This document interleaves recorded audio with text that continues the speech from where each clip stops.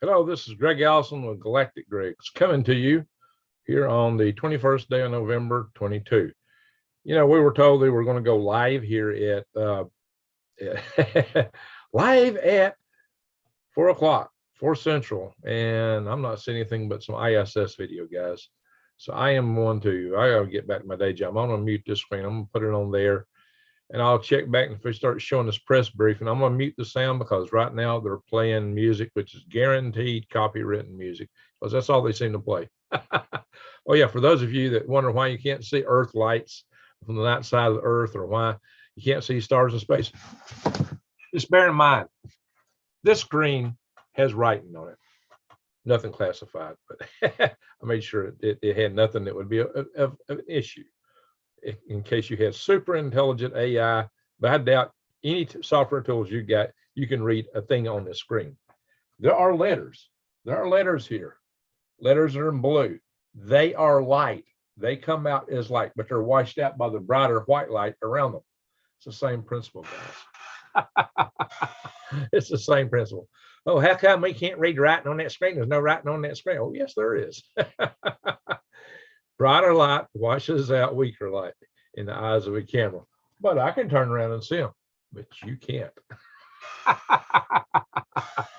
Anyway, more on that later. I'll talk about that some more. I got to get back to work. I just wanted to set this plan for you guys. So I consider this my smoke break since I don't smoke. All right, guys, have fun. And I will check back with your messages on here. I got to start the live stream up here. I don't know why it's not showing. But I will just check back in occasionally. And if they don't come up and do something here, I will end this video. So I don't want to sit here and just let this play endlessly and not have something more on here. Oh yeah, by the way, they did show, I'll say this where we go. They did show, so I joined that video. I couldn't find my cell phone last night. So it messed me up about getting up this morning. They did show the video of the moon from the Orion. You can go back and replay the original video. We didn't see it. We came in after after it flew by the far side of the moon. And from that point out, they didn't show, but on the approach, they showed it all the way in. So I guess the camera just kept aimed in one direction all the way around. So on one side they're looking at it, and the other side when they're coming out, they weren't. So the cameras are pretty much aimed at where they were going. And that's why we didn't see it. I don't know why they didn't pan or tilt them around. If they could pan and tilt them around, those cameras may not be pan and tilt type cameras. They're on the wingtips of the solar rays, which isn't the best place in order to put cameras, but that's what they got. Anyway, let me hit the update here. So who's in the room? So check the chat real fast.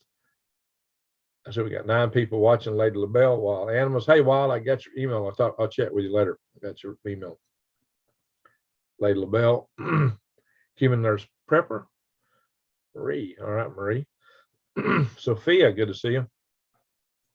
I'm gonna let this play for a few minutes. If they don't come on, I'll try to switch channels a little bit. If they don't come on with something, see, there's 2 different live NASA feeds off their YouTube channel, and they got 2 different feeds off of their NASA TV. Now, NASA TV don't always show the same thing as a YouTube channel. Right now, all 4 feeds are playing the same thing. It's just video going around Earth. So I guess the press conference got delayed. Something must have happened. We were expecting a press conference at 4, and I told you I'd be back at 4. I waited just a few minutes because I was trying to figure out what was going on. But anyway, at least I've done what I promised for this. So hang on, guys. Like I said, I will do a screen share here. You can watch the Earth zooming around here. This is a live shot from the International Space Station. Oh, and this is playing like this on 2 different channels. So if they don't show anything else shortly, I will zoom back out. There you are, my friends. I will minimize this screen. I'll cover my lens just to make sure y'all can't see. If you got a good telescopic lens, incredible AI software, won't be able to read anything I show on the screen, which I don't think it's possible, even with the best software. But I'll get back to work here for a little bit. I just wanted to be able to share this with y'all, but right now they're just playing that silly music. I'll chime in and say a little bit every now and then. or maybe try to change channels and hunt it from somewhere else. I can do that from my laptop though, where it don't disturb you guys.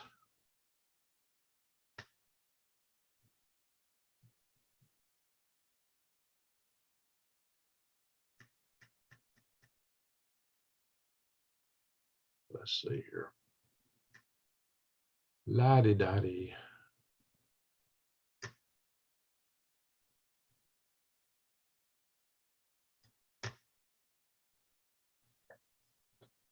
Yeah, they said it's going to be back on the NASA YouTube channel at 4 with a press briefing. I didn't see it. Oh, I typed in NASA. How come it show me that?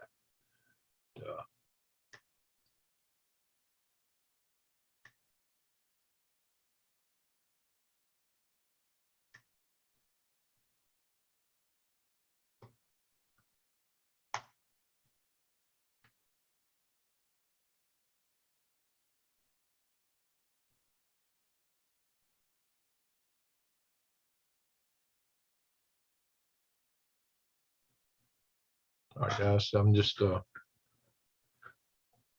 to multiplex here. Thought I'd switch occasionally from the YouTube channel from one to the other just to see in case it come on.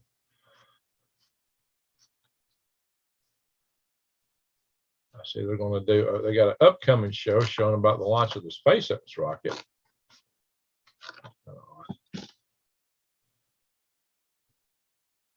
Artemis I rocket camera footage hour ago, but that's from the rocket. That's not the spacecraft that's up. They got 10 hours ago what we watched this morning. Launch. Interesting. They did distinctly say this morning they were going to do a press conference, press briefing.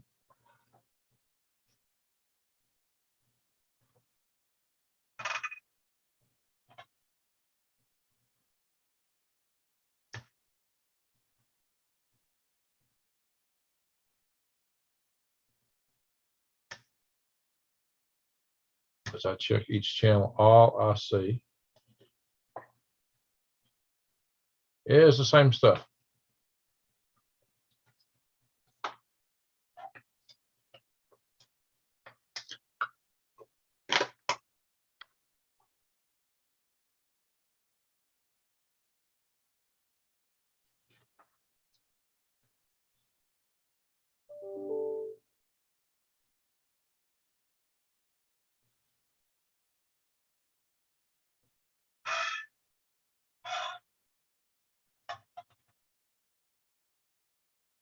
Yeah, they're just showing space station there. It's official live stream. The other one, I'm gonna have both channels streaming. I'm gonna switch back and forth fast, at least my laptop, so I can double check them from minute to minute. But I got some work. I got most official live stream.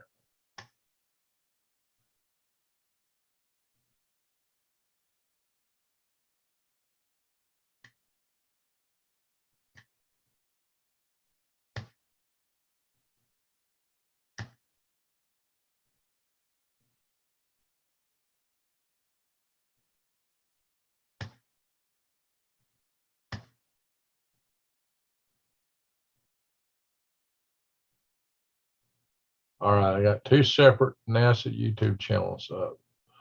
They're both showing the exact same kind of thing, and neither one of them is what they promised us. 10 people in a room. So that's a good view of the Earth.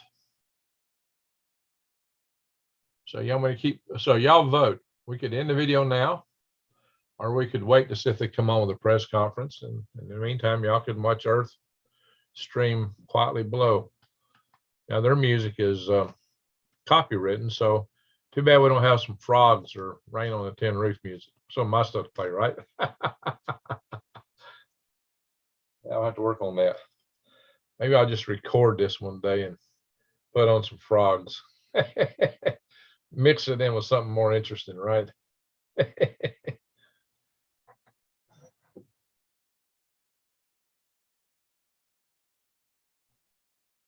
Sophia, frozen. All right, guys. So y'all vote. Only got 8 in the room, so 2 done voted by leaving. Y'all can vote. I can end this now, or we can let it play for a little bit. Yeah, maybe y'all like just watching Earth stream by. That's up to y'all. May as well wait it out and get an eye full of our pretty blue marble. Well, that's pretty, no doubt about that. It's like they said from Apollo 8, Lovell, you know, that interview said in Apollo 8, he said that it's the only thing in space that had any color to it. He said he could cover it in his thumb, but it's the only thing in space that had any color to it. It's the only thing that looks alive and inviting. It's a blue marble. It's a pretty jewel in the midst of a black, deep, dark space. It's black with a bunch of white stars. Occasional red star or blue star, but yeah, they did a change of view. Must be a different camera or something. They may this may not even be live video from the station. I don't know, but we'll see if they show the night side. If they show the night side shortly, it takes 90 minutes to go around the Earth, 45 minutes in daylight, 45 in the dark. We'll see if it's live or not. If it stays daylight all the time, we'll know it's not live.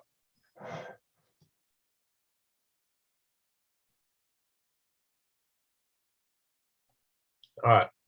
Hell, Elton, I'll let it play for a little bit.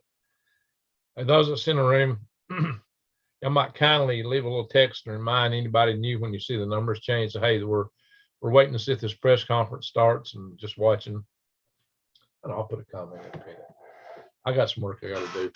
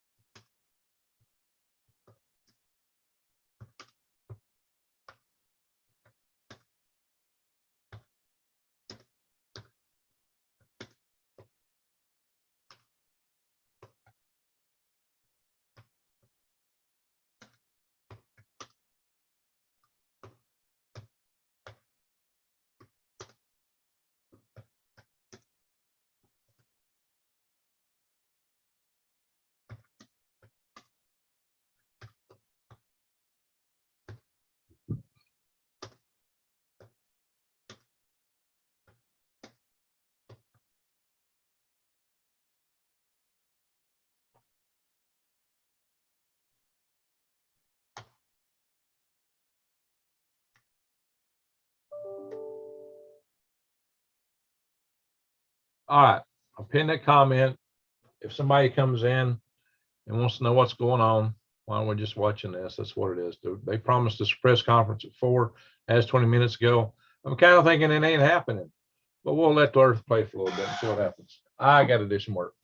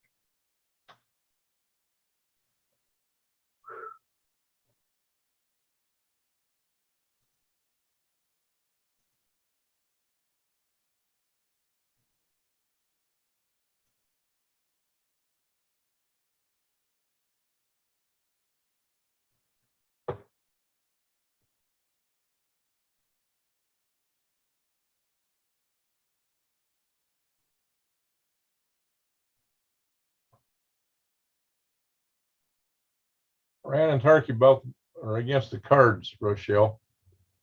The Kurds, the British unfortunately drew a lot of the international boundaries in the Middle East today, and they did not draw them according to traditional tribal lands. And the Kurds were kind of left out. They didn't never got a land of their own. They were split between Iraq and Iran and Syria and Turkey. And the Kurds want to be independent. They want their own country, but none of the other places that's got a piece of them want to let them go. You know, I've said a zillion times on my Green Griggs channel that when somebody's got somebody, my precious, I got you. I can't let you go. You're mine. You know, which is absolutely the wrong way of thinking. Nobody should ever possess another people. No people should possess another people. If people want to go, let them go.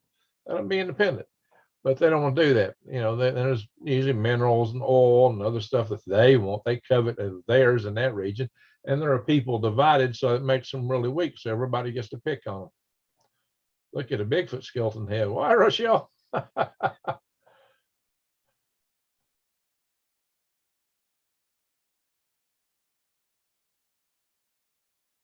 Tim Robbins. Hey, Tim.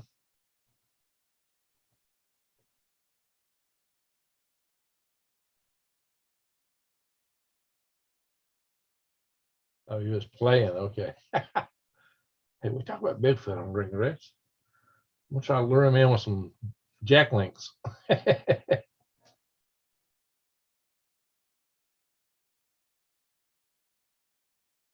Yeah, that's what happened. All the witch divide and conquer. I guess they figured it leave them eternally weak. Like Iran was three different tribes. No, Iraq was three different tribes. Iraq was the Kurds, the Sunnis in the south, and the Shias in the south and the Sunnis in the north, middle of the part of the state country. So you had the Kurds, the Sunnis, and the Shia, and they all really they don't get along. They each should have their own separate territory country. And so that just makes for a natural mess. It makes for warfare. But if you want to dominate an area, and that's the way to do it, divide and conquer. So they'll never have peace with that kind of arrangement. It just leaves the Middle East set up for conflict, turmoil, for eons to come. Which is rather sad.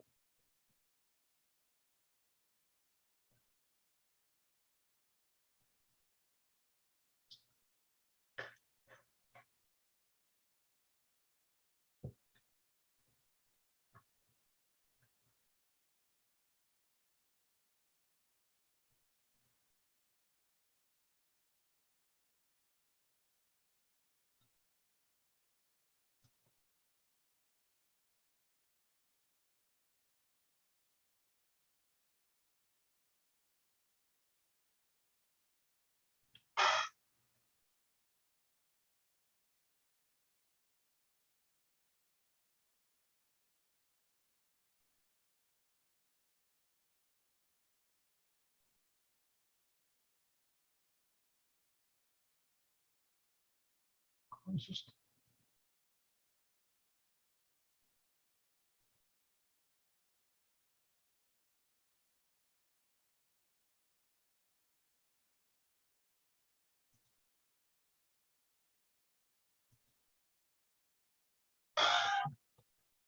heck, I just got an odd calendar meeting. Sometimes this Outlook we use at work, I can't tell what they're trying to change a meeting to.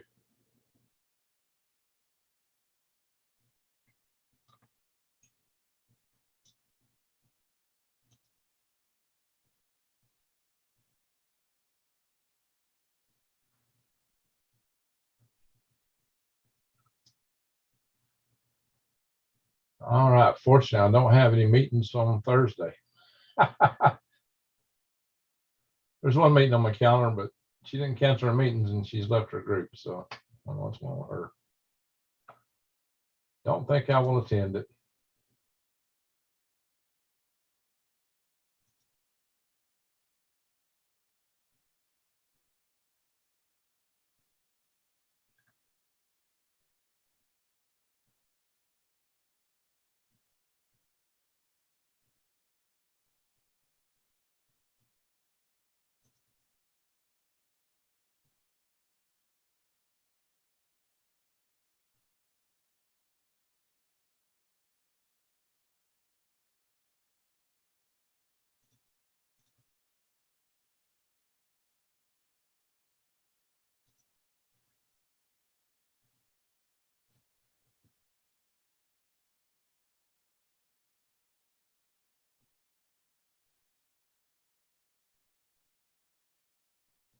Oh, which, yeah. They're not showing that I'm live, not right now. Really?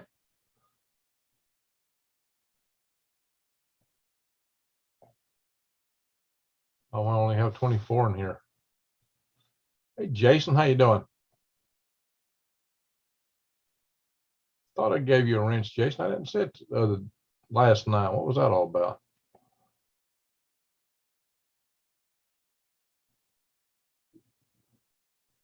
Yeah, read the note above. We're just waiting. They were going to do a press conference almost a half hour ago, and it didn't happen. So we're watching Earth roll by for a few minutes. It's pretty. Look at all the cloud cover.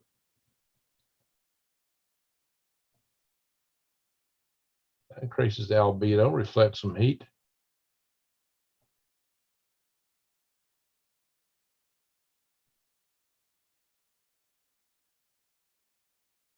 Wow, show, that's odd.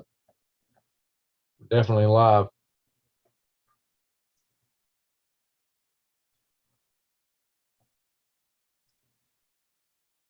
Maybe they'll do better when we get the channel monetized. We're under review now. I've qualified. It's under review.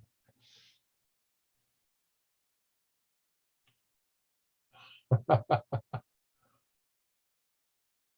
right, Max. Everybody look out for Max's house over in New Mexico.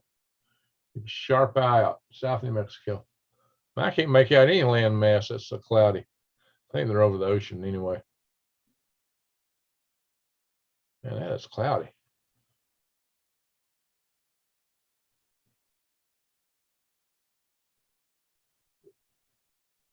Showed live today, but not last night already.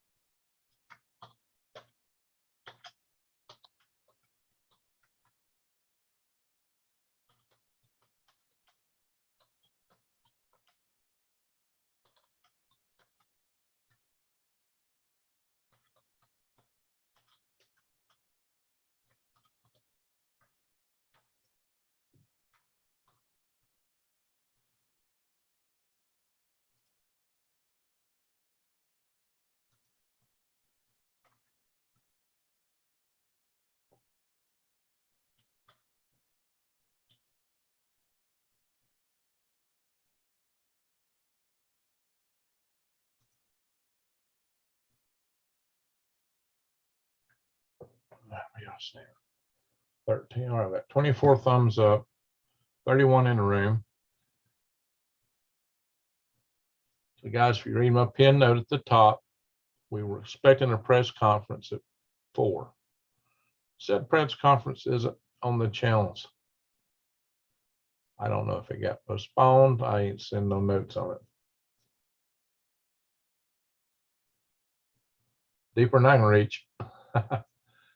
No notifications on Galactic Rays live from YouTube. Pops up on my cell, but not on the laptop. That's odd. I don't even know what to do about that, to be honest. Looks like the shadow band of me over here tickles to know who I am. I don't talk anything on this channel that they would be concerned with. Yikes. It's aliens. That's it, Jason.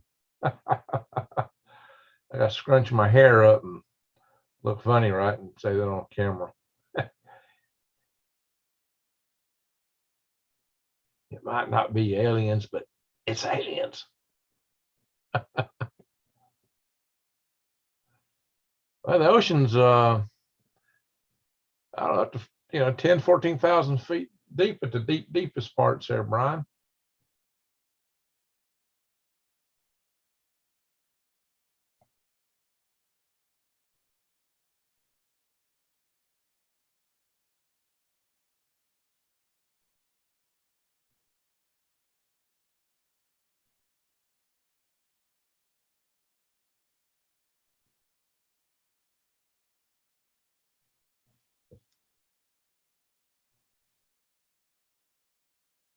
Yeah, no kidding. That's extremely cloudy.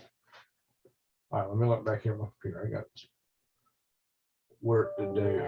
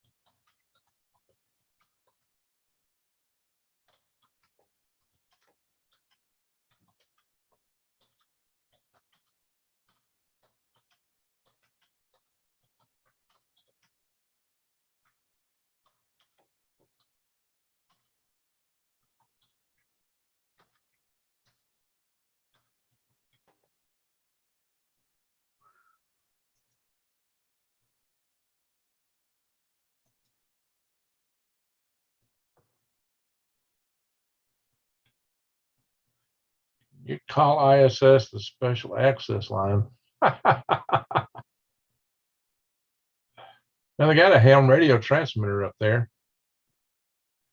You can actually talk to them, crews from the ground with a ham radio sometimes.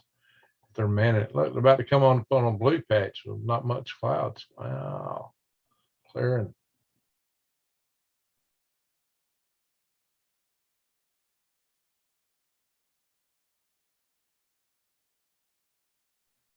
Your days, maybe you got a point there. Maybe you got a point. You pull a Larry Flynn on YouTube, huh?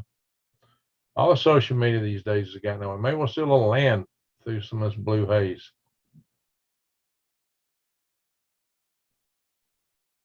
I watch movies. I swear that speaker in your video was the enforcer with Denzel Washington. Which video?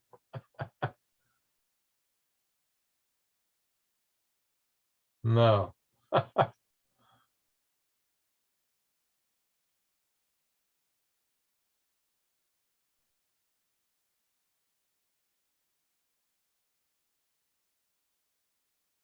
Okay, New Days.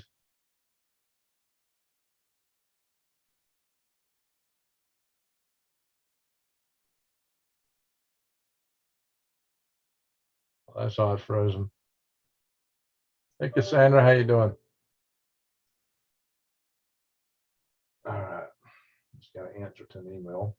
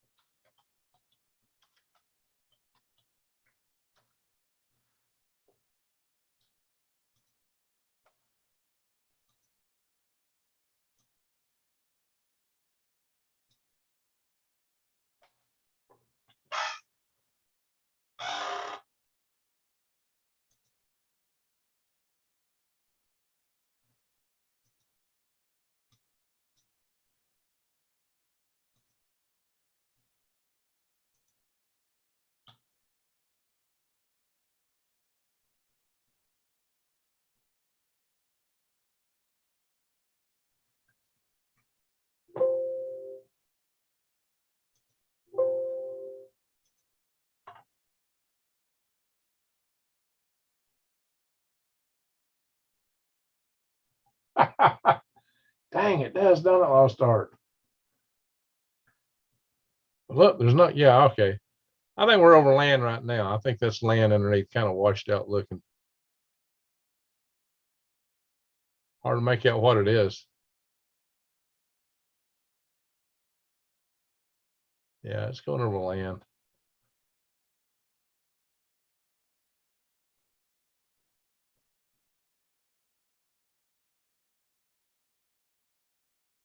I'll figure out where it's flying over, let me know.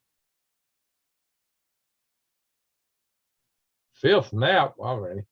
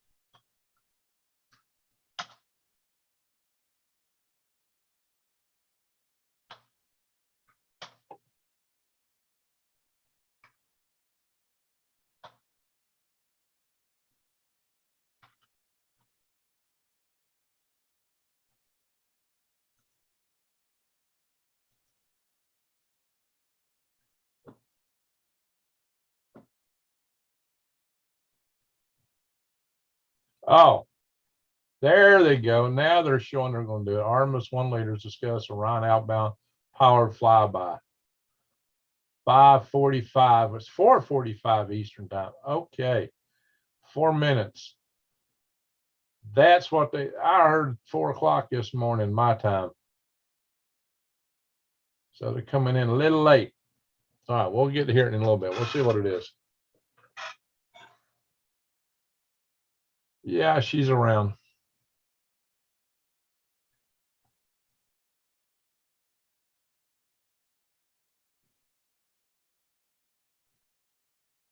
You're right. Not that. Don't look that fast. Have you ever noticed so many of the news channels have a video of the Earth spinning from the opposite direction it spins in, like toward the west instead of toward the east? Have y'all noticed that? That's the most prevalent video on news channels, has got the Earth spinning toward the west. So if they can't get the spin of the Earth right on the news channel, how can they get the news right? Can you trust them? Sit 3 times this month. Bless your heart, Granny.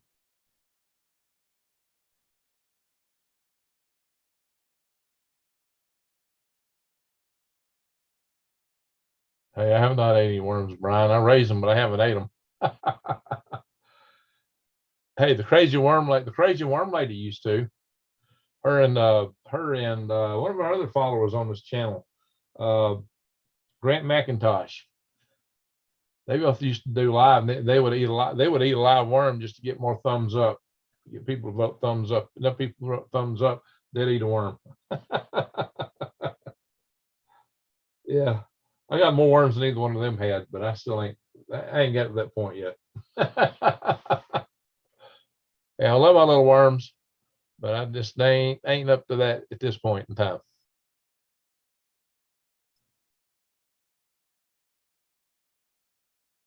Yeah, they should be starting it up here in a little bit. When they do, I will unmute it. I don't want to hear their little music they're playing. I know I'd get a hit on the music they're playing. It'd be a copyright claim so fast my head would spin.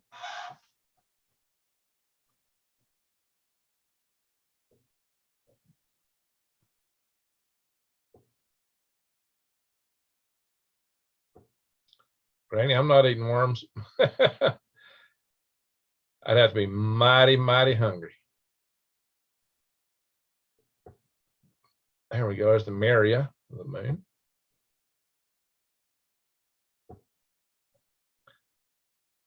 I don't think they're spinning. They're not even spinning the moon right. That was a Shackleton crater. Was the South Pole went spinning by a little bit ago.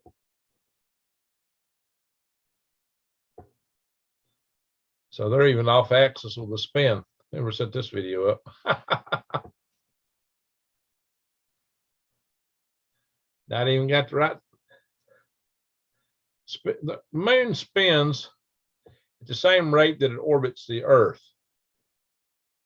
It does one revolution every orbit, so that we always have one side facing us. Half that time it's the face. There's you got sunlight on one side, half time it's night. Let's not paw prints on there.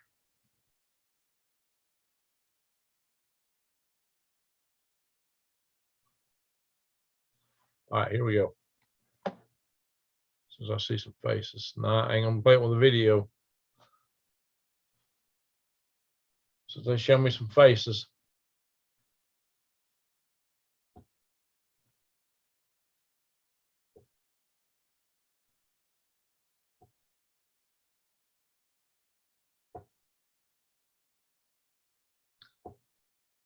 I don't know how long this will last. All right, we're about to unmute her.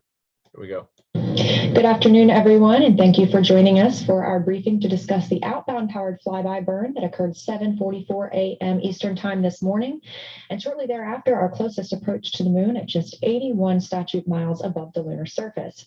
Additionally, today we're going to be discussing the post-launch assessments of the Space Launch System rocket and exploration ground systems at Kennedy Space Center. Joining me today, I have Mike Serafin, the Artemis I mission manager, Judd Freeling, a flight director, and Howard Hugh, Orion program manager. We're going to start off with some opening remarks from our guests before we move into the Q&A portion. And with that, I'm going to turn it over to Mike.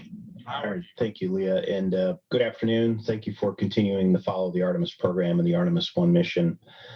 Right now, we are setting up to orbit the moon. We had the big burn called the outbound powered flyby occur earlier today, and that was to date the largest propulsive event as Artemis is hunting the moon to accomplish the distant retrograde orbit in our stress test of the Orion spacecraft. As we enter the middle leg of this mission, we've largely completed the outbound leg towards the moon. We're going to have a period of time circling about the moon in the distant retrograde orbit, and then we're going to have the return leg. And if we could bring up the Artemis I mission map, I'll walk you through a couple of key decisions here.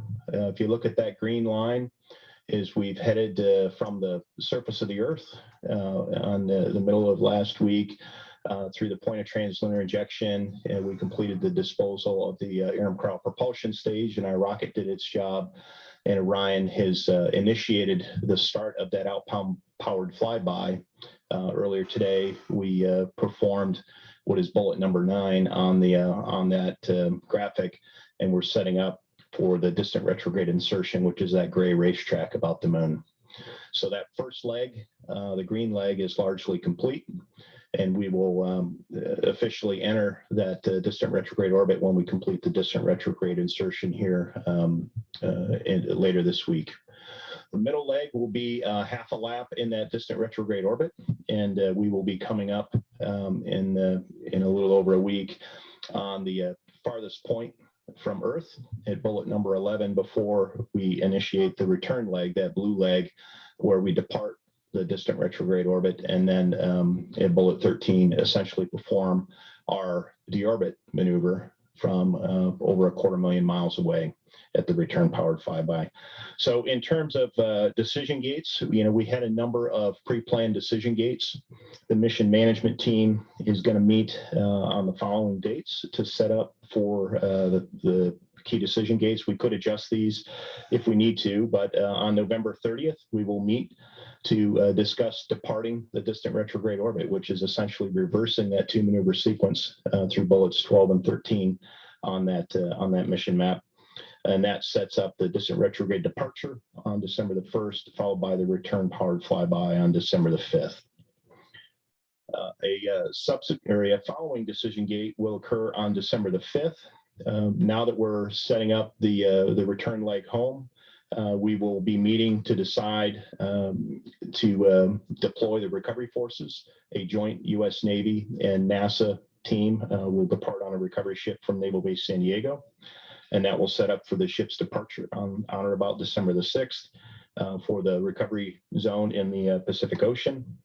And then on December the 8th, Judd will bring in a recommendation as our entry flight director, along with Melissa Jones, our recovery director, in combination with the U.S. Navy, and we'll pick a landing site out in the Pacific, and it'll be based on a whole host of factors, but also weather. We've got to decide where our best weather is, and we could sail up to 1,200 nautical miles from our nominal landing site uprange and still meet our entry conditions. So those are the three big decision gates: November 30th, December 5th, and December 8th.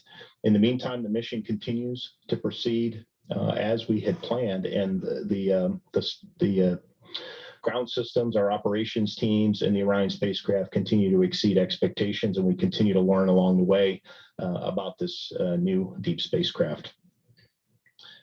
In terms of the mission management team, since the last time I spoke with you, we did meet on Saturday, November the 19th, which was flight day 4.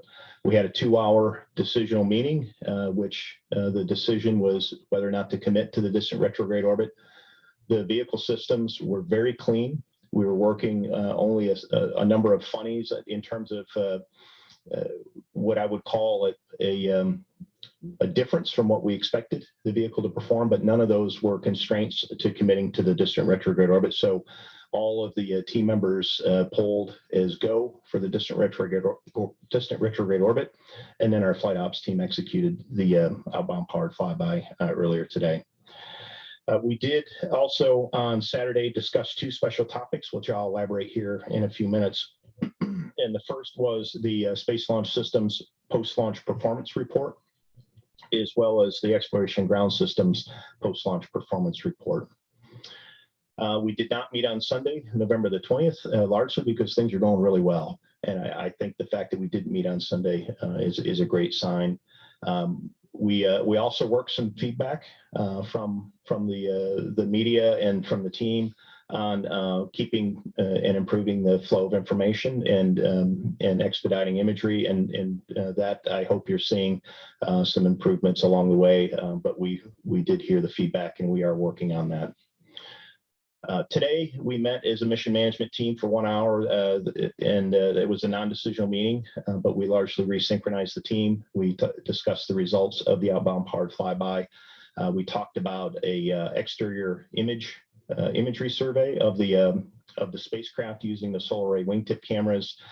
We looked at the back shell thermal protection system, as well as a number of external surfaces on the spacecraft, and there were no concerns identified as a result of that external survey. And we do have 2 anomaly resolution teams currently in work under Howard's mission evaluation room that are reviewing some bits that are being set on the star trackers periodically that we're recovering with the power cycles, as well as some funny indications that we're seeing on the power system.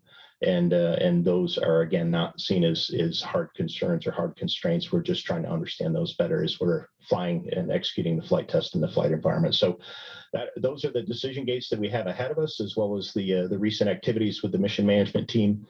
In terms of the post-launch performance summary that we had with the Space Launch System rocket, I will simply say that the results were eye-watering.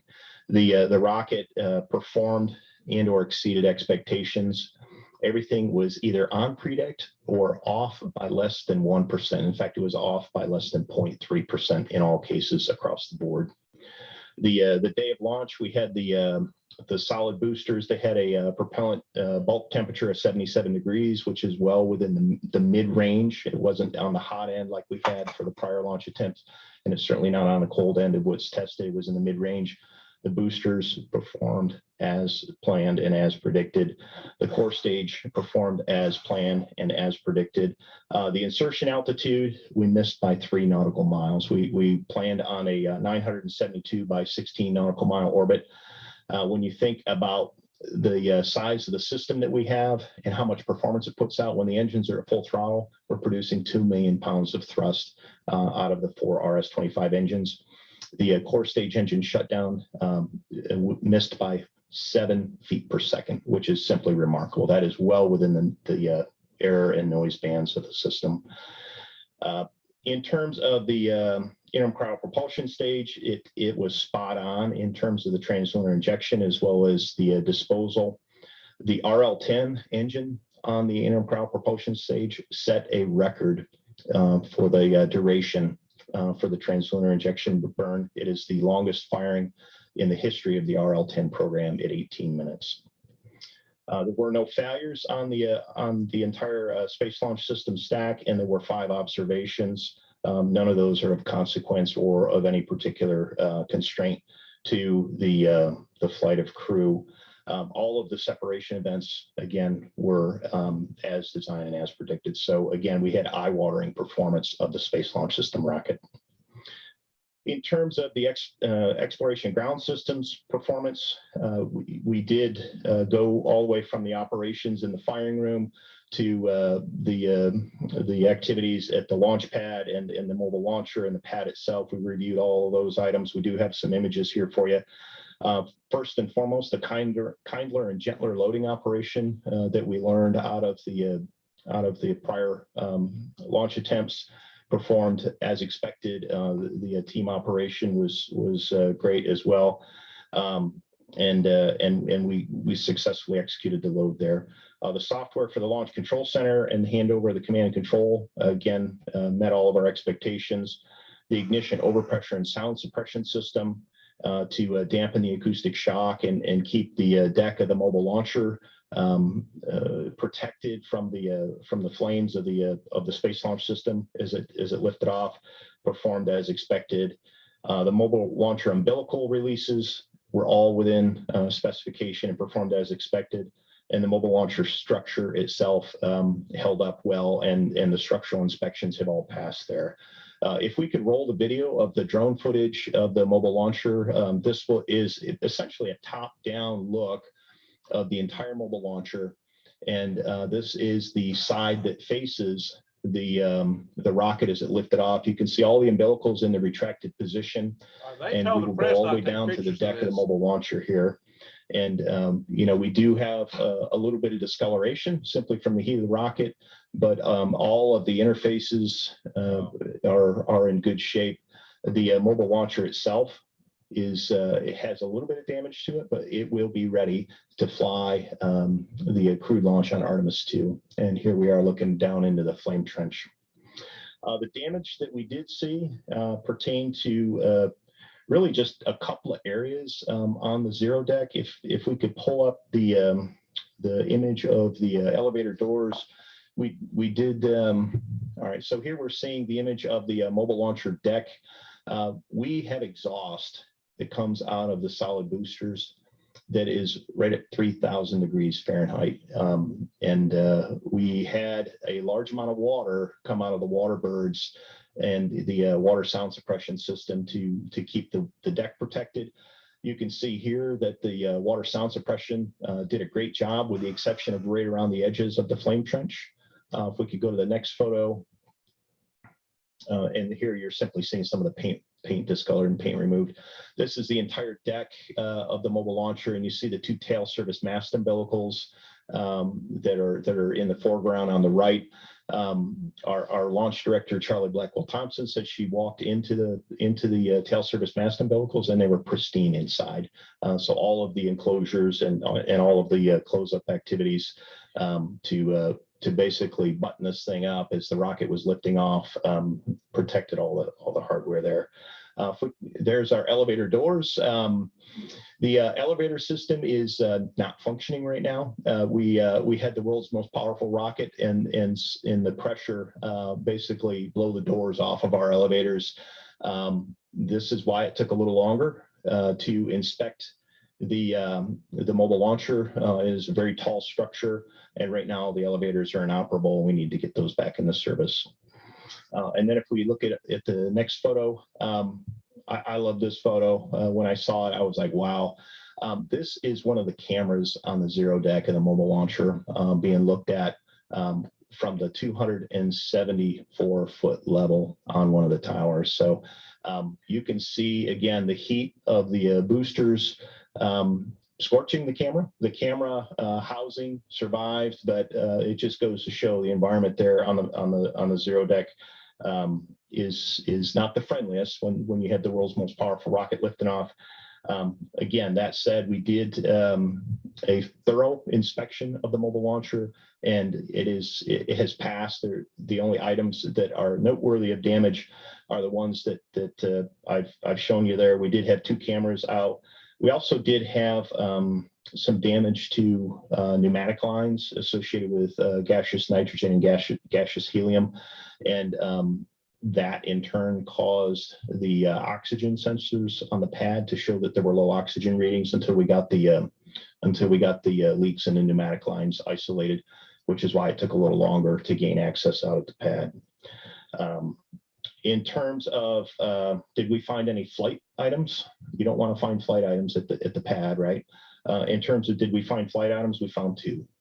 The first was the booster throat plug material, which is purposefully expelled from the throat of each booster at liftoff when the boosters ignite. And we did find that in the pad perimeter. We did need a little bit of time to map that out. That is a very normal thing, finding the booster throat plug material. And then we did find one piece of the RTV material from the Orion spacecraft.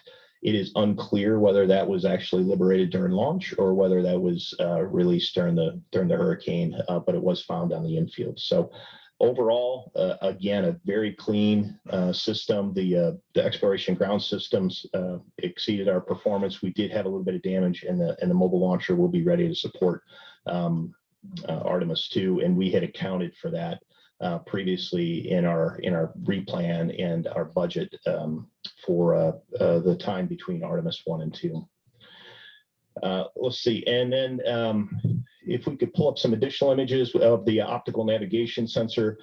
We have been testing and certifying the optical navigation sensor, and here is a view of Earth from our optical navigation sensor on board Orion. And then the next image, I believe, is of the moon from the optical navigation sensor. And this is essentially an alternative means of gaining or updating our navigation on board the spacecraft.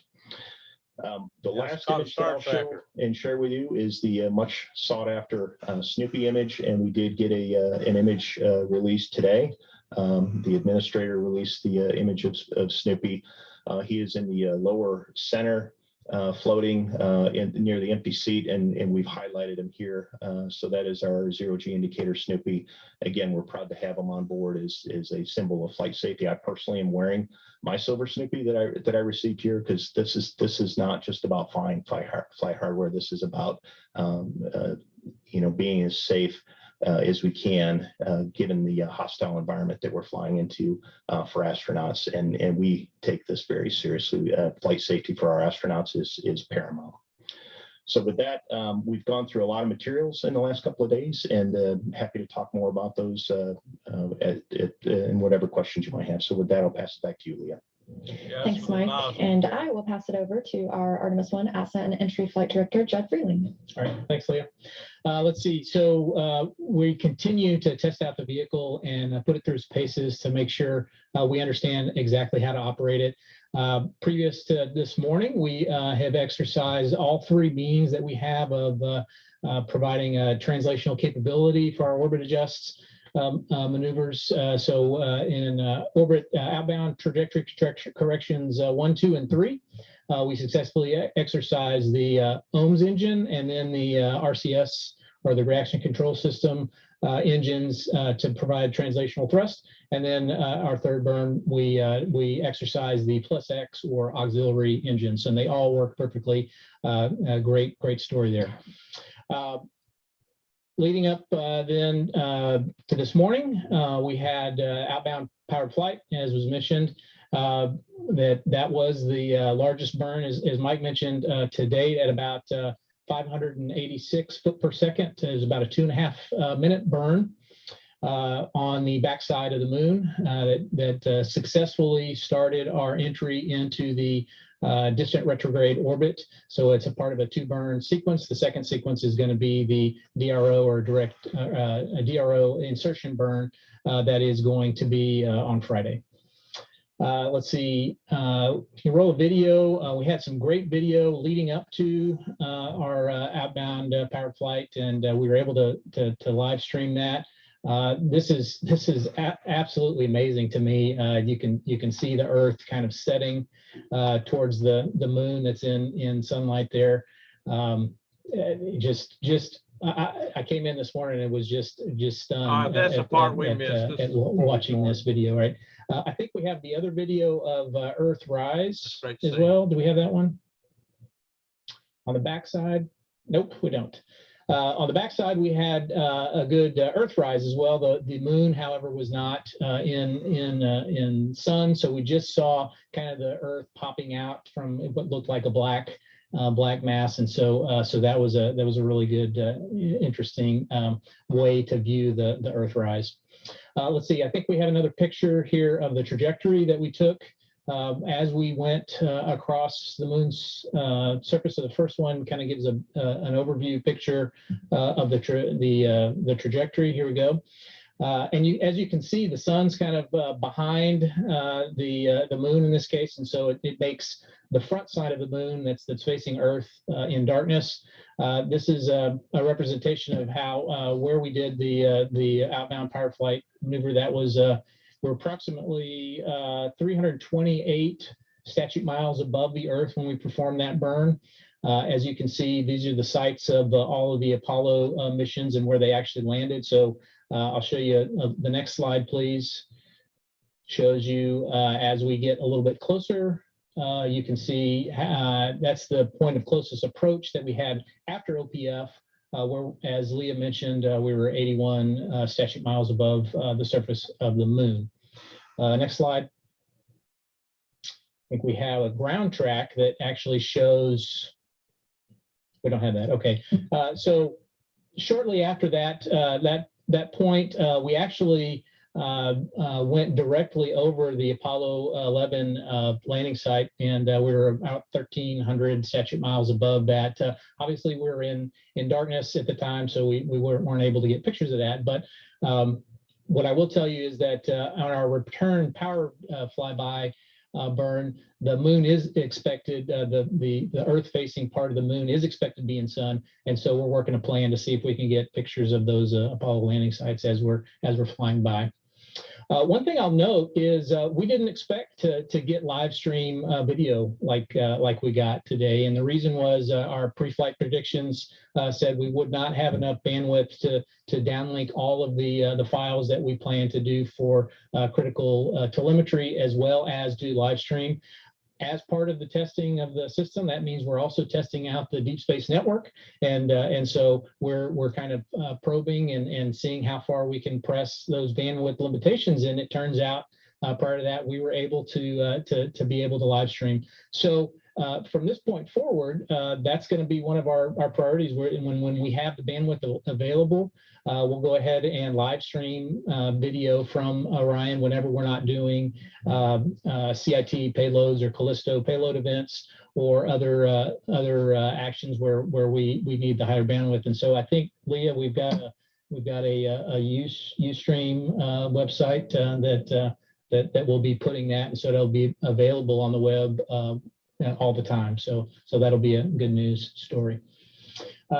Additionally, I would say in the interest of testing the system and giving you an idea of how long it takes to get data down, I think all of us are used to the ISS and how quickly we get data down there. I can tell you on ISS, when we downlink data, we get about a gigabit of data. It takes us less than a minute to get down. But in the deep space network, the data rates that we're experiencing on Orion, to get that same gigabit of data originally took us 90 minutes. So, a lot longer. The tests that we've been doing and trying to help that bandwidth problem, we've gotten that down now to about 45 minutes to get that 1 gigabyte of data, but it's still a relatively long amount of time, and we've got lots and lots and lots of data to get down. And obviously, that high resolution data and video takes a long time to downlink. So, but we're doing our best we can, and we'll continue to download those as we can. I'll also mention in the interest, Mike showed the pictures of the OpNav, pictures of both the Earth and the Moon. That has now been certified. So it's actually a nav source now we can use if we were to lose communications with the Orion spacecraft. We would automatically use that as a nav source to navigate back home with all of the pre-planned commands that we've put on board. So that's a good news story. I'll tell you, also in the veins of performance of the vehicle, from the propellant budget, we're doing really well. We've used over 3,700 pounds of prop to date, which is about 76 pounds less than we expected. That's good. From pre-flight predictions. And it's also about 2,100 pounds above what we require for the end of mission. And that translates into about 560 some odd foot per second available to us above what we need for the mission. So that's a really good news story. The last thing I'll tell you is DRI, the DRO insertion burn is going to happen on Friday. That's going to be another big burn, not quite as big as the OPF maneuver, the outbound powered flyby maneuver. That's going to come in around 362 foot per second. So that's all I have for now. So Leah, I'll hand it back to you. Thanks, Judd. And I will turn it over to Howard Hugh, Orion Program Manager. Howard Hugh. All right. Yeah, thank you. Good evening, everybody. I think Mike and Judd has stolen some of my thunder, but the vehicle continues to operate exceptionally. We have seen really good performance across the board on all our subsystems and systems, and certainly really happy with the performance. And today was a terrific day. We started early in the morning and getting ready for the OPF, and we saw tremendous performance coming out of that. I'll just put a finer point on what Judd said earlier. We were expecting a 585 or 589 foot per second on that OPF burn, and we did it in 585.9. So really great performance of the prop system, and continued so. And Judd said something else. We've exercised all three of our propulsive elements: the main engine, our auxiliary engines, and RCS across the various correction burns and the OPF, and they've all performed very well. And the overall prop system has maintained the pressure and executed and regulated the propulsive elements really excellently. So we're very happy with that. Overall, like I said, our performance continues to be going very well. Another point I think we discussed, my colleague discussed at the last briefing, we're generating a lot of power. We're generating over 22.32% more power than we had planned out of the solar arrays. Very good. And of course, we're also using less power, 34.31%. So overall, in the power system, great performance there, along with the prop system. And I would say that, Chet also said about our OpNav, that's a really a backup case where we lose permanent, or we have loss of comm with the ground. Our overall navigation system is performing as expected and really well. And we're getting obviously good ground inputs on our state updates for the nav system. And we expect that to continue as well. Let's see, finally, I would say that, all the images you saw and all the videos, and Judd talked a little bit about increase and learning about how much to push on in terms of performance on DSN. It took, I would thank the flight control team and our engineering team. They did a great job last night of trying to figure out how we can best position ourselves to get all these great images and great videos that we've seen throughout the day and what you've seen today, and really thank the team, because I think the team has done tremendous work giving us the highlights of what the mission images and all the video that we've seen, and really happy to see what we see from the moon, and of course looking back on the Earth. So with that, I'll turn it back to you, Leah. Thanks, Howard. And a live view now inside the White Flight Control Room here in Mission Control Houston of those teams working around the clock all the way through splashdown. So we're going to open it up for question and answer at this time. If you are on the phone and would like to ask a question, please press *1 to raise your hand and *2 to withdraw your question if it has already been asked. I also ask that you please state your name and affiliation as well as to whom your question is directed, and please limit to one question at a time. That way we can address everyone and potentially get to some follow-ups afterward. So we can start here in the room. Thank you, Mark Carreau with Aviation Week and Space Technology. My question's for Judd. We've heard a lot about the flight hardware, the launch control team. I'm just wondering about the flight control team. Do you think they're learning a lot, or how would you describe what they're learning and how that plays forward with Artemis? Yeah, thanks, Mike. Great question. So you're absolutely right. Not only is this flight about learning about the hardware, but it's also learning about how the humans interact with the hardware. And I would say we absolutely are learning a lot about just the few examples that I gave you about how do you how much off predicts are you going to be? What kind of ways can you optimize performance of the vehicle?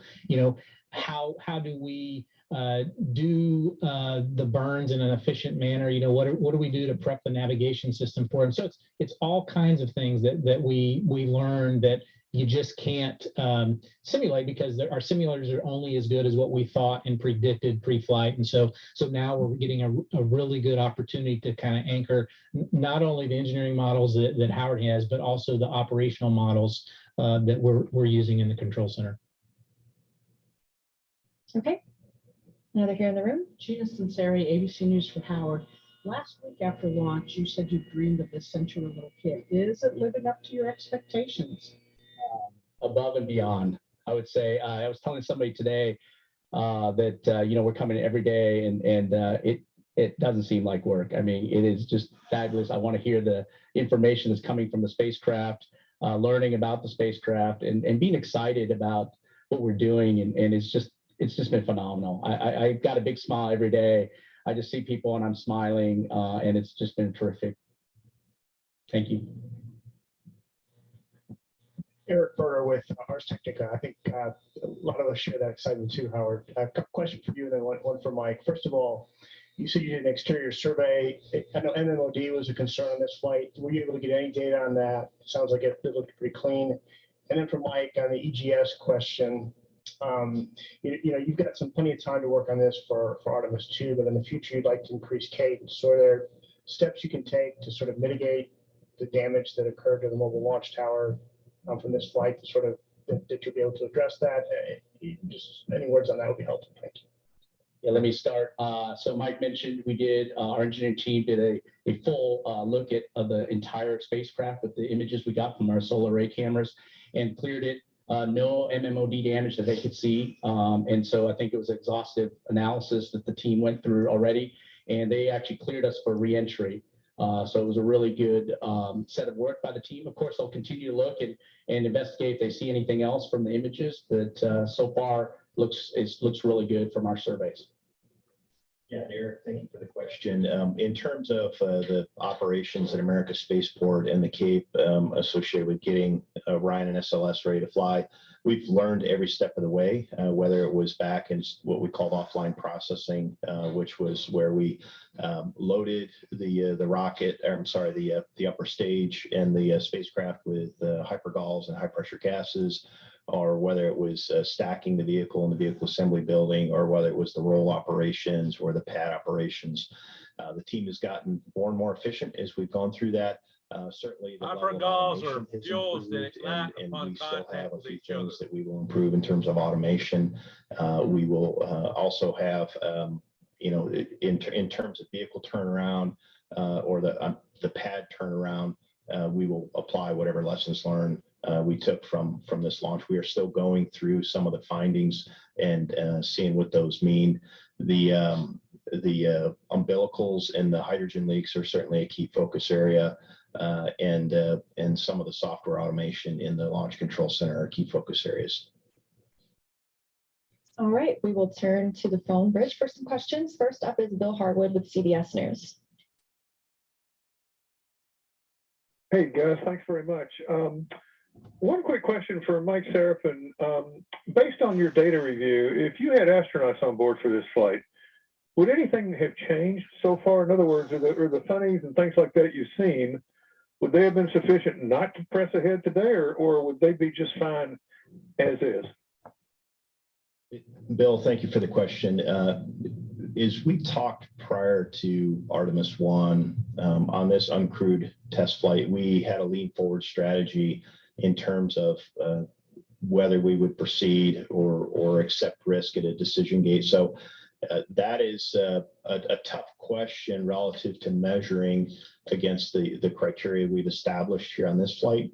But that said, in terms of overall system failures, we haven't seen a single thing on the rocket or on the spacecraft that would have caused us to question our reliability or our redundancy, which is why this has largely been an nominal mission. We've proceeded through all these decision gates. We've got some just overall operational and systems lessons learned, as Howard had talked and Judd has alluded to. There have been a number of things where our plans and our predicts didn't quite match what we thought from an engineering and from a modeling standpoint. We will in turn roll that into crewed flight, but overall it's been largely a green light flight in terms of the decision gates, and that is a very positive thing.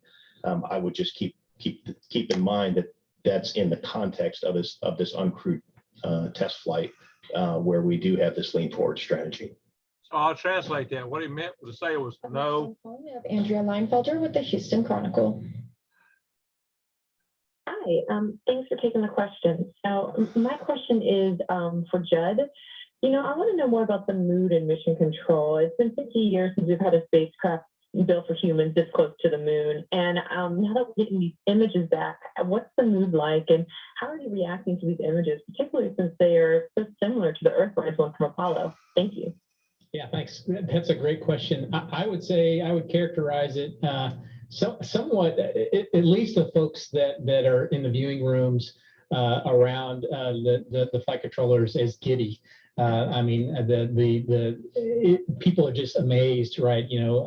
As for the flight controllers themselves, they're absolutely astounded as well. That these great videos that they're enabling to get from the Orion spacecraft, as well as that they're just happy that all of the hard work and dedication that they've spent for years, many years, is really paying dividends. I'd say everybody's in a great mood. Can I jump in on that? Absolutely. Yeah, I'll say that from an engineering team and our program perspective, we had a lot of people in a conference room, and we're like kids. As soon as the pictures came up, people were taking pictures of what was on the screen and just smiles across the board. I mean, this is like I said, just not for me, only a dream for many people who work at NASA and who work with us on our contractor teams and across in both engineering and flight operations. And it's a tremendous day. And so you'll see, you said giddy, I'd say, just big smiles and just like a kid at a candy store, I would say, just how happy we are. Amen. Next on the phone, we have Irene Klotz with Aviation Week. I know her. Thanks very much for the briefing, and thank you, Mike, Klotz, for your I know efforts her. to sharpen comms. It's appreciated. I have three quick questions. One is, do you have the name, and this may be for Judd, do you have the nearest named site on the moon's backside that was closest to Orion's point of the closest it came during the flyby, and the speed of Orion when it passed over the Apollo 11 site? She interviewed to be on the. I do not have the name of the closest site when we were at closest approach. We certainly can get you that. So Leah, I think we can get Irene that afterwards. And as far as, I didn't understand your question about the Apollo 11 site. How fast was Orion moving when it went over the Apollo 11 site? And then my other one is, how much time was there a comms? How much time was Orion out of comms in all? Yeah, so we were at a con for about 34 minutes, and we were going about 5,000. Let's see, when we were over OPF, we were going about 5,023 miles per hour. And then, of course, we picked up speed after that. All right, up next on phone, we have Marcia Dunn with the Associated Press. Yes, hi. Probably for Mike, if I may. After liftoff, Administrator Nelson gave an A+ grade for liftoff anyway. What grade would you give the mission to date? And I know there's still priorities ahead, namely splashdown, but since it's going so smoothly so far in flight, is there any breath of relief from you yet? Are you reveling in any of this yourself? I mean, what are your emotions? Thanks. Yeah, Marcia, thank you for the question. We are on flight day 6 of a 26-day mission, so I would give it a cautiously optimistic A+. We've got, again, we're largely complete with the first leg. We're entering the second leg, and then we got the return leg, and our capstone objective, the second half of our priority 1 objective, demonstrate the spacecraft at lunar reentry conditions, is realized on landing and splashdown day and reentry day, as well as priority 3, which is splashdown and recovery of the vehicle. So for me, I said it on launch day, there's relief that we're underway, but there's a heightened sense of awareness that we've got this mission underway, and we've got the Artemis spacecraft in play. And this is, again, a risk buy down for crewed flight. So we're taking it very seriously. I will rest well on December 11th after splashdown and recovery is complete, as will these gentlemen and their teams. I know how focused this team is. Myself, I tend to just stay focused and continue to do that as long as necessary here. So that's where I'm at. Next up, we have David Curley with the Discovery Channel. Thank you very much, Mike Serafin. A couple of questions. One, you talked about a couple of issues that concern you. What is the most concerning? And by the way, I'd like to second Irene's point that thank you for trying to give us more. And secondly, the flyover of Tranquility Base. I know I don't understand all the ways we're going to see images. When will we see those images? Thank you. Let's see, David, could you clarify your question about concerns or issues? I'm not. You mentioned that there were a couple things that have popped up that have you concerned. I mean, I think we're all hearing that you guys feel really great about the way the mission is going, but you've had a couple of funnies that concern you even in space. Is there an issue that is particularly concerning to you? Okay, thank you for that clarification, David, in the question. In terms of concerns, they are low level in terms of we don't fully understand what the system and the flight hardware is telling us, but we've got ample redundancy and we are recovering from these funnies that we see. The two where we have anomaly resolution teams active, the first one pertains to something called a latching current limiter, or an LCL, on the power control and distribution unit on the Orion spacecraft. We've got 8 of these, and for some reason they're being uncommanded open, and we don't understand why. They are a inline power feed from the solar arrays to the spacecraft. Because of the level of redundancy, there's if I recall, Howard, there's 3 feeds into each of these two feeds into the PDCUs, but the way that they're matrixed from the 4 solar array wings There's plenty of redundancy there. We just don't understand why these things are being uncommanded open. But that said, the team is recovering from them. So that they're working their way through an anomaly resolution team and an anomaly resolution process, just to understand again what the hardware is telling us. The other one pertains to the star trackers. They have random access memory, and they are getting bits set in them that we have to recover with a power cycle. And the most likely cause of that is simply a single event upset associated with a radiation head. But we've had a number of those. The team has had to power cycle the star trackers, and they've recovered every time. Again, we're trying to understand what the hardware is telling us in the anomaly resolution team process for both of those issues. I again don't think that this is a high level concern, and I guess I'll ask Howard for any additional thoughts on those. Yeah, let me maybe provide a little bit more detail on the star tracker. It's not so much these are radiation tolerant and hardened boxes. So when a random access memory bit gets set, it automatically corrects it. So it's working, it's operating just fine. What's happening is it tells us, it sets a bit that says, hey, I did have to do this error detection and correction, which is very standard in a lot of processors that require to go deep space. So it triggers that, hey, some event happened, they fixed it, box is performing nominally, outputting very good navigation data. It just tells us that. And when we reset it, it's just more for resetting that trigger that says, hey, I had an event which I had to do an error correction. So it's not so much the box has an issue and we have to reset the box to get performance out of it. It's more along the lines of indicated there was a problem. The box did its job. It changed, or it did the correction on its own as planned, and then it moved forward. And that's what we're doing. And we've learned a lot from actually our other organizations or other programs. We've talked a lot about them. A lot of people have seen similar events with their star trackers, and that expertise and that knowledge have been getting shared with other programs. We're collecting that information and reflecting that with our data that we've got. So certainly great data in terms of operating environment that is in deep space and that radiation environment.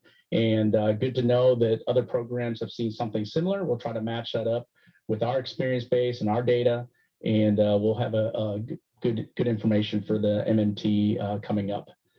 Thank you for that, Howard. Yeah. And I'm confident that the team is going to work through this and understand what the hardware is telling us. And then in terms of the flyover, the Apollo 11, Judd, do you want to take that one? Take that. So since this first OPF maneuver was planned for the Earth-facing side of the moon to be in darkness, we didn't have any plans really to try to image. But we will plan to try and image those sites when we do the return power flyby, which will be on the 5th of December. And so probably take us a day or two to get that imagery back. All right, up next on the phone, we have Robert Perlman with Collect Space. I know him. Thanks. A question for Mike or Judd. Can you just review what do you get? What does the mission benefit from a lunar distant retrograde orbit versus doing something like they did on Apollo 8 and entering a more circular orbit around the moon? And then just to fact check, I've heard 80 miles and 81 miles for the closest approach. Is that just a rounding, or what was the exact mileage for the closest approach today? Do you want to take the mileage and I'll handle the DRO? Jim? Yeah, so the closest approach we had to the moon was 70.51 nautical miles, which translates into 81 statute miles. And Robert, thank you for the question about the benefit of the distant retrograde orbit. If you look at the systems that we are testing with the Orion spacecraft, the distant retrograde orbit serves as a purposeful stress test of the overall system in terms of the large propulsive maneuvers. To enter a lunar orbit and exit a lunar orbit, we know we need 2 maneuvers, so we're performing 2 large maneuvers. In terms of stressing the navigation and communication system, we are going to fly at its farthest point about 268,000 miles from Earth. on this mission. So if you go back to that mission map that I showed you, point 11 on that racetrack is 268,000 miles from Earth. That is the farthest point a human-capable spacecraft will have ever gone when we get there. And that also stressed our communications and navigation and tracking systems from a deep space network and radiometric tracking, as well as a signal strength and communications system on board the Orion spacecraft. So if you're looking at the corners of the boxes in terms of the power and communications and thermal and nav and all the systems, the distant retrograde orbit is a great mission to stress the system and buy down that risk. And that's why we're flying the distant retrograde orbit. Next question is from Kristen Fisher with CNN.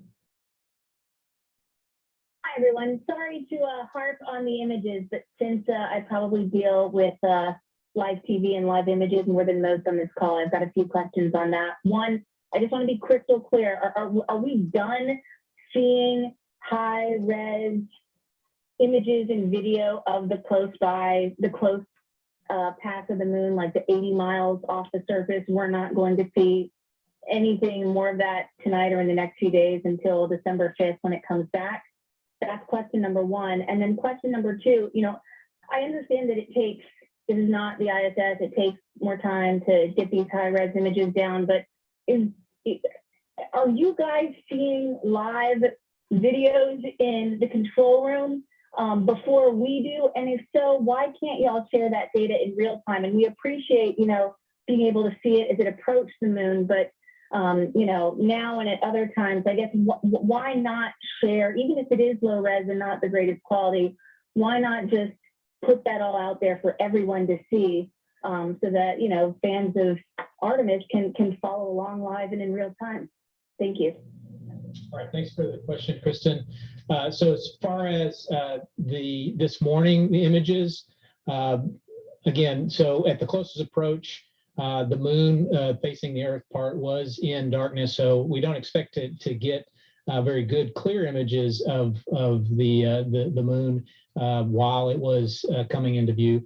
But we will downlink those particular high-res videos that we took continuously, both when we were on the backside of the moon and as we were coming through. So it will take us a few days to get those particular images done.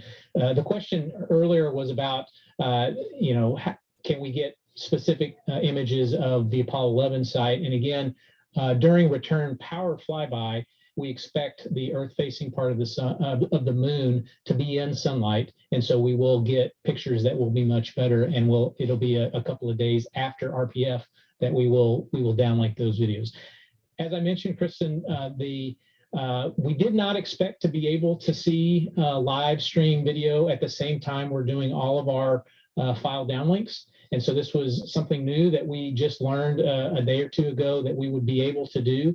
And so as soon as we were able to downlink live stream video of somewhat low res quality, still as you see from the video that we put out on NASA TV, it was still pretty spectacular. But now that is going to be the new normal. We will live stream camera data because we now figured out that we have the ability to do that and downlink all of our data in high res resolution data at the same time. So we will put that, and I think they put a website out here where you can go ahead and view that live stream data all the time. So as soon as we have data that we're streaming, we'll send it out to the web so you guys can see it. And I'll just pile onto that one, Kristen. We will absolutely share more imagery from what we saw today during the outbound powered flyby and the close approach to the moon. As I was leaving the Mission Control Center to head over here today, I'm walking down the hall and I had somebody grab me and say, "Hey, Mike, you need to see this."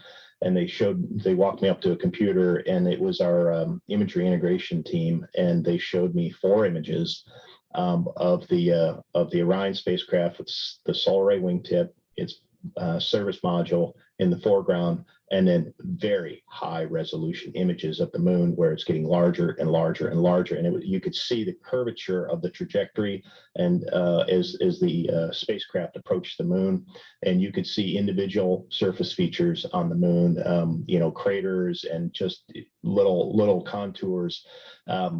That was as I was headed over here, and that is yet to come. So we've got a lot more. We just need to get it off the spacecraft, and then we need to get it through the compliance processes and then the distribution process here on the ground. So there's really kind of two buffers. One is it's recorded on board if it is not broadcast in real time.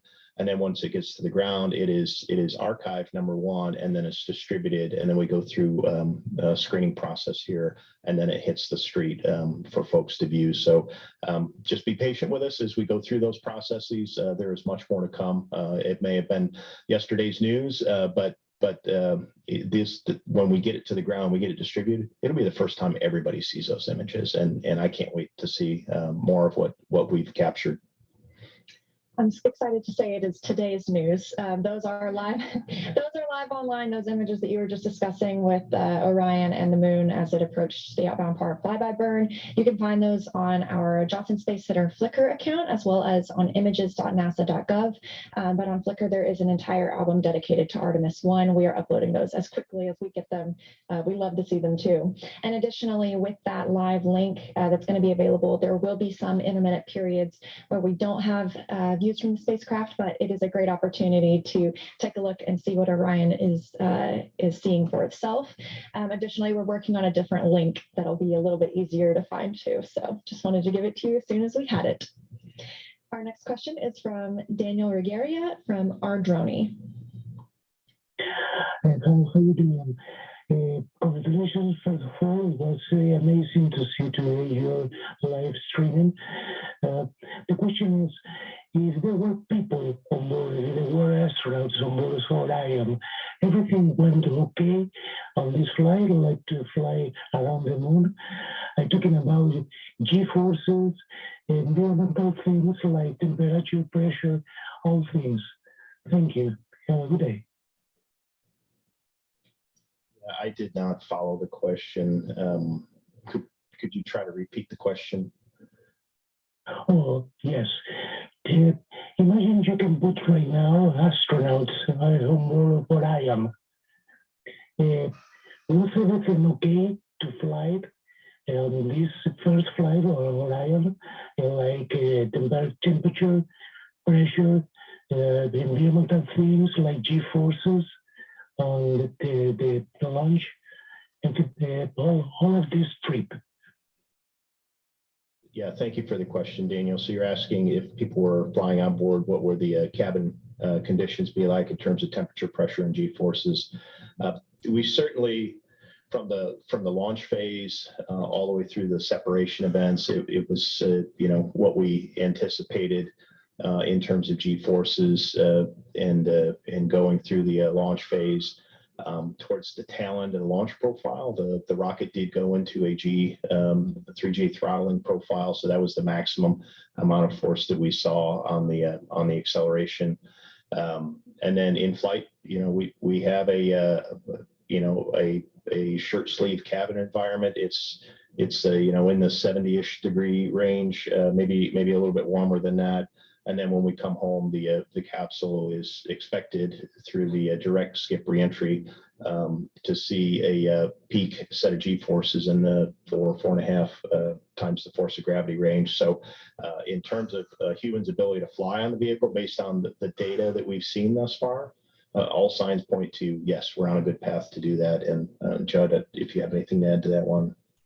Nope. I would say also, since this is an uncrewed mission, we don't have the environmental control system that we would have on Artemis II. And of course, Artemis II is going to be, that's going to be one of the huge objectives, is to test out that environmental control system, to condition all of the atmosphere in Orion. So, but all that being said, the pressure is going to be 1 atmosphere-ish around 14.7 psi, I think. Similar to what you would have, as Mike said, is a short sleeve environment. Howard, anything to add to that? Yeah, I'll just, the picture popped up a little, just a second ago or so. We got Moonican Campos, we've got accelerometers on the Moonican. I mean, that's one of the things we're measuring, as well as we experience all the flight phases, and certainly very important as we land with the crew capsule and make sure we're measuring and understanding the environment that the crew would be in, besides obviously the shirt sleeve environment and the temperatures that we would experience. Yeah, so that's a great point, Howard. So the response that I gave you, Daniel, was based on the telemeter data that's coming to the ground, based on what the rocket and the spacecraft are telling us. But we actually have witness sensors on board the spacecraft from the perspective of where an astronaut would sit through Moonican Campos and some of the other Moonicans that we have on board. So we'll get that information post-flight. Thank you. Thank you all. And we have time for one last question. This is Micah Maidenberg with the Wall Street Journal. Hey, all. Thanks for making time. Not sure who this would go to, but I was just curious about Callisto, the tech demo on board. Any initial indications about how it's performing or what you're learning from that demonstration? Thanks a lot. I think we've had a couple of already live technology, assessments of the Callisto payload, and it's operating very well across the board. We're getting good visuals and good communications, and thanks to Judd's team allocating some bandwidth to allow that to happen. And right now, based on those sessions, things are looking very well with that payload. All right, that's all the time we have for questions this afternoon. Thank you again to all of our briefers for joining us, all of you for asking questions. Our next live coverage will be of the distant retrograde insertion maneuver. That's Friday, November 25th, and we will be going live on air at 4:30 p.m. Eastern Time. Again, we do now have live streaming from Orion. That's at go.nasa.gov/3UUN7HR, and we are still working on a link for that. But you can also get daily updates at blogs.nasa.gov/Artemis. Additionally, we do have that Flickr album we mentioned, as well as images.nasa.gov, where we are sharing all the latest and greatest things we are getting from Orion. That'll do it for us today, and thank you all.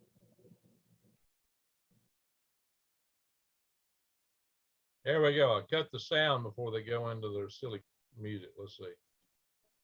No silly music yet. There we go. There's the spacecraft. Moon behind it, way behind it. It's getting away from the moon now. It's going to be in a distant orbit around the moon, retrograde orbit.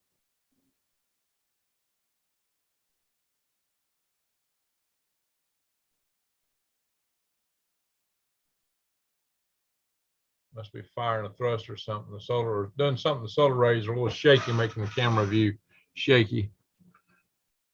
Time compressed. Okay, so that video was downloaded later, probably. It's time compressed. I want a tomato sandwich, GG. All right, let me stop this video. Hey, I did a video on tomato sandwiches, guys, on my friend Greg's channel. I realized that so many of you have been so deprived all your lives, you never had a tomato sandwich. So I just wanted to do a video on how to make a mater sandwich. It's actually a popular video, and nobody really disliked it. I was surprised, because it's, us Southerners, we take that for granted. I mean, that's just kind of like, putting on your shoes in the morning. Mater sandwich, that's just part of life around here. Yeah, I guess salt, pepper, mayo. Oh yeah, you gotta have the mayo. Definitely gotta have the mayo with the mater sandwich. Mater mayo, manwich. Yeah, make it all alliterate. Anyway, all right, guys. So real quick, that was a high cap. They just had this launch, and well, the going around the moon, the burn to get it into this new higher orbit. Oh, I got something funky in the background. What's that? That's funny. Anyway, so They said they're going to do another one of these at 3:30 my time. They said 4:30 Eastern, be 3:30 my time. Let's see if we can stick to the schedule. Friday, so good Lord willing, I don't know what's going to happen Friday. I'm going to have a lot of things to be doing, but there's a good chance we'll come back in here and carry that live. I'd like to carry a little bits and snippets of this stuff. Hopefully YouTube don't hit me with some reuse, thing. They don't like reuse video. I don't consider this reuse. One, this is public domain, and two, I'm ad-libbing. I'm adding in here. You get my commentary on top of this, and I am an engineer and I work these programs. And I've been, I come in here and interpret some of the things I tell you, like when he talks about hypergalls. I mean, he just takes it for granted. Everybody knows what hypergalls are, right? Well, I realize that most people in the public doesn't necessarily know what hypergalls are.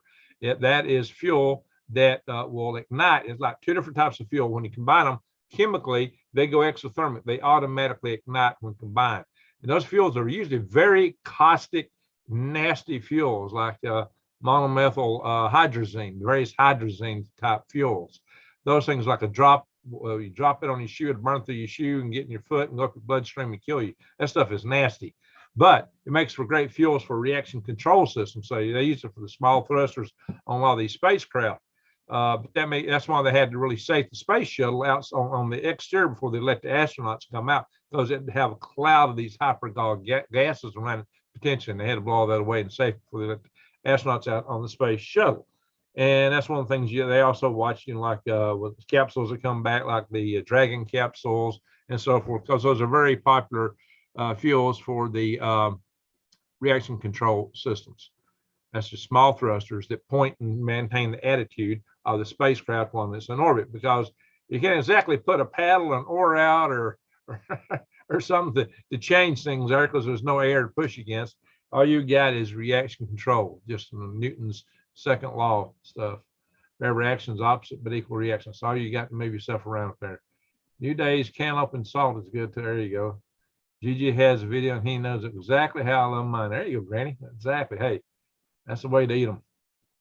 That's the way to eat them. According to the Mainers up here, I from away have strange eating habits. You got to educate them. Just got to educate them. Poor Yankees. They can't help it. They're born that way. Well, like Hank Williams Jr.'s song, I'm one of the chosen few to be born in Alabama. I'm just like my daddy, son. I know just who I am. There you go, guys. Got to have a little fun with it, right?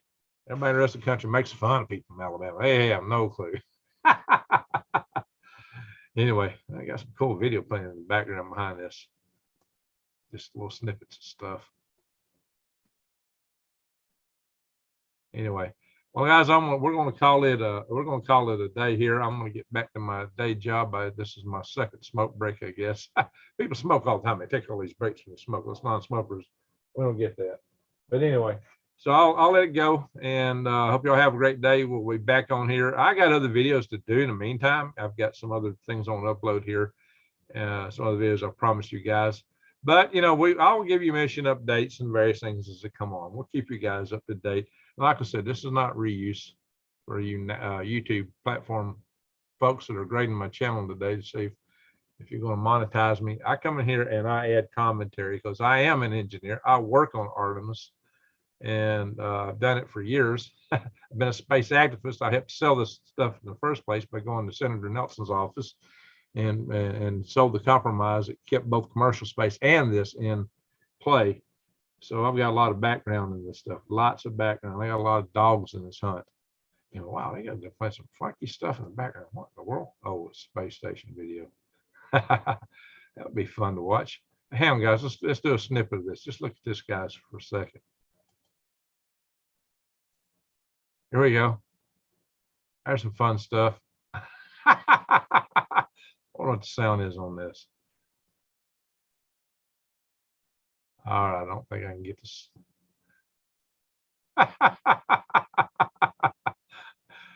Hey, these guys know how to do video, right? Where's my sound at?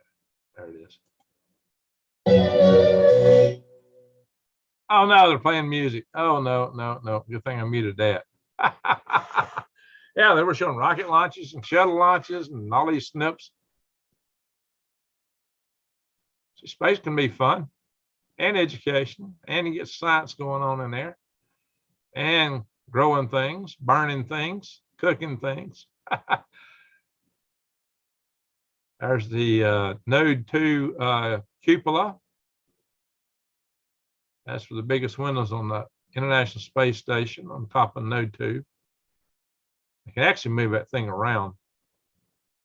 Those windows got several layers of glass in them to give them some redundancy.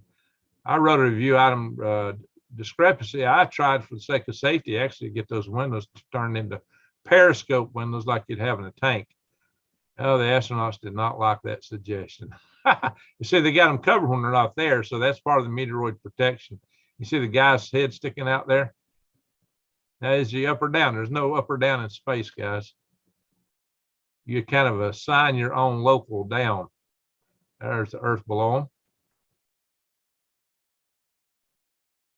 So you don't get this from just anybody else on YouTube. Node 2, I believe they renamed that Harmony node. I always called it Node 2 when I worked on it. And I did a lot of work in Node 2. And even back in the Space Station Freedom days. Is it Baja California?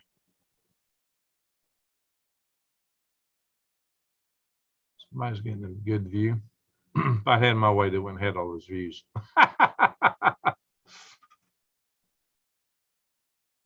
Makes for some good videos, though. Good pictures like that. That's a great picture, right? That's on the International Space Station. That's the biggest windows you can look out. If all those windows, if one of those windows got a hole through it, something punctured those windows, though, everything in the station would be flying at that cupola and knock all those windows out. And you'd have a totally catastrophic loss of the station immediately. Fortunately, that's not happened. Wow, that's beautiful. This is a better video than we saw earlier, right? This is a better Earth video than we saw when we first started. Well, that's funky. Look at the stream going through those barrier islands there. That's some beautiful stuff. Most people be throwing their guts out. Yeah, space is disorienting when people first get up there. A lot of people get sick. That is a pretty picture. Lord. That looks like it's from a tower, though. That picture does. All right, guys, I got to get back at it. So I'm we're gonna, there you go. That's an Earthrise from orbit. You get one of those every 45 minutes. Well, Earthrise or set. Get an Earthrise every 90 minutes, actually. It's a song that takes all the way around. So you get several a day. Sunsets, sunrises. Imagine that. Get one or the other every 45 minutes in Earth orbit. Wow, look at that farm down there. Let's play checkers, guys. Glacier on the move. Big slow rivers. Now that looks like the Mississippi River. I don't know. That's got a lot more dead switchbacks, maybe in the Mississippi. All right, there we go. Thunderstorms.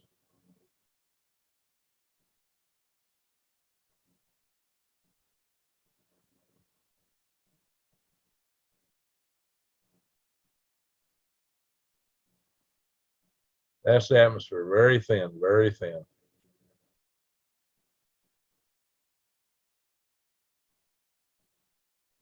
Wow, mesmerizing, right? Yeah, it'd be good to have some sleep music too. Absolutely.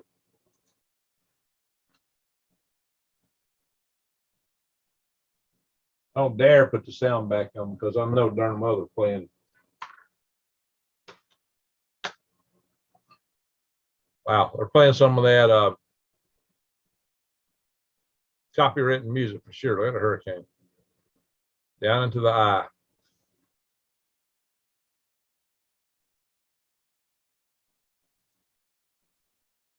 All right, everyone, I'm gonna let it go here. I think this is long enough. 25 in a room. Yeah. A little peaceful from orbit, but not down on the ground. Yow.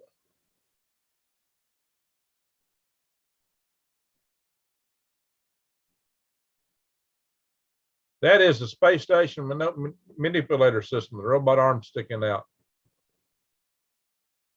Know all about that thing.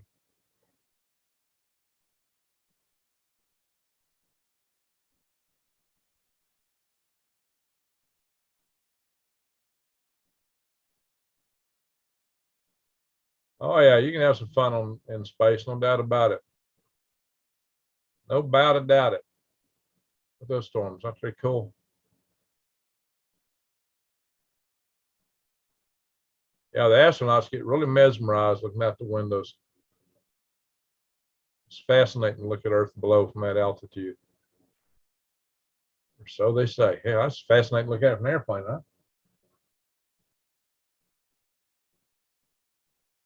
All righty, I think that's enough. We're going to end the video. All right, guys, with that, I'm going to say thank y'all for watching. We'll be back here. We'll be back with some more of this good stuff.